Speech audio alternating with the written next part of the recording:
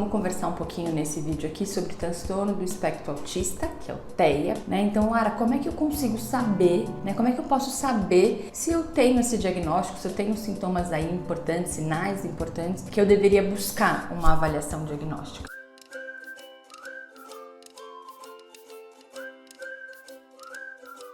Eu sou a Lara D'Almeida, sou psicóloga, mestre em psicologia clínica, doutora em distúrbios do desenvolvimento. Aqui no meu canal eu falo sobre saúde mental.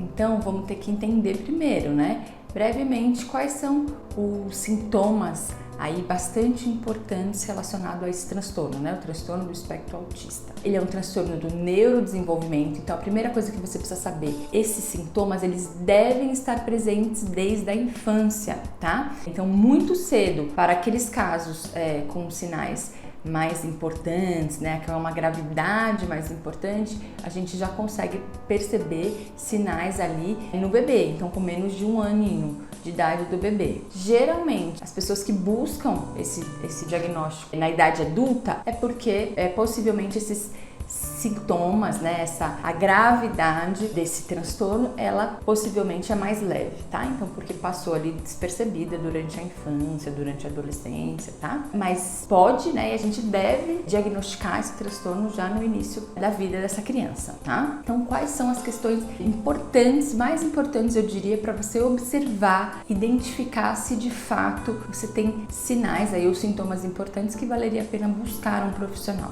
Então, no TEA, a questão fundamental ali do transtorno são as dificuldades nas habilidades sociais. Então, a pessoa que tem esse diagnóstico, ela vai ter muita dificuldade nas interações sociais, tá? Ela vai ter muita dificuldade em manter contato visual, olho no olho. Ela vai ter dificuldade nessa comunicação social. Então, às vezes na organização da fala, às vezes problemas de fala, né? Então, essa criança aí, ela vai ter demorado para falar e alguns não vão nem desenvolver a fala, né? Mas aí, como a gente está falando aqui para uma população mais velha, possivelmente você que está aqui desenvolveu a fala, né? Então teve um desenvolvimento aí mais adequado, porque senão já teria sido diagnosticado precocemente, né? Então vai ter uma dificuldade importante na comunicação, na fala, na interação social. Então olho no olho, entender ironia, né? Então geralmente são pessoas que acabam tendo uma percepção de tudo tem que ser muito concreto, então é ou não é, né? Então assim, se é desse jeito não pode ser de outro, né? Ou dificilmente será de outro. Então se eu imaginei que eu ia sair para fazer uma determinada atividade, no meio do caminho, se eu tiver que mudar essa rota, mudar essa rotina ali, isso vai causar um incômodo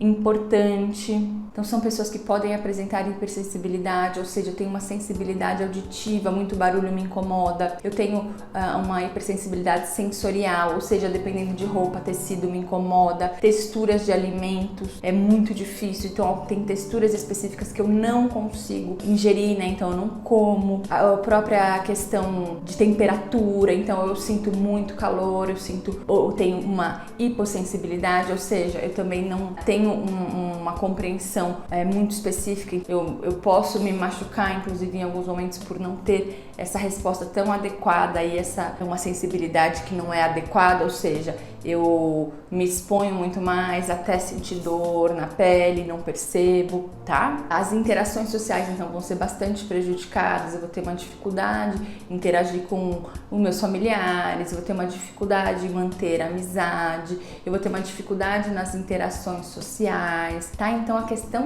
social, ela é muito importante, né? Então, ela vai estar bastante prejudicada. Então eu vou ter uma dificuldade muito importante em entender as relações sociais e identificar como ter esse manejo dessa conversa, em que momento eu falo, eu escuto, ou se é um tema que eu gosto muito, né? Porque a gente vai ter também essa questão do hiperfoco no TEA. Então se é alguma fala, se é um aspecto que eu gosto muito, um tema que eu gosto muito, eu vou ter uma dificuldade, eu vou falar e não vou esperar aquela pessoa que está conversando comigo, né? Desenvolver de fato um diálogo e que um fala e o outro responde, tá?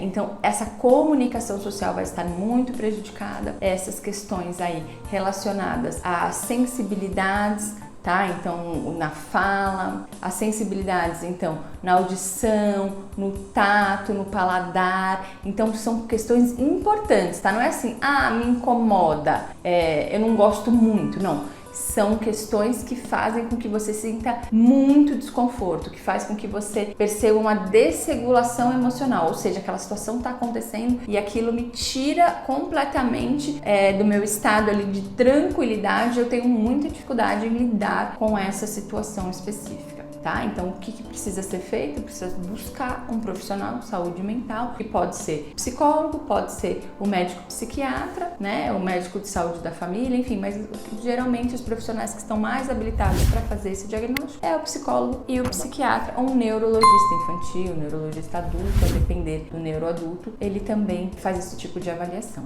Tá bom? Se você gostou desse vídeo, deixe seu like. Se você tiver dúvidas ou sugestões, comenta aqui comigo. Até o próximo vídeo.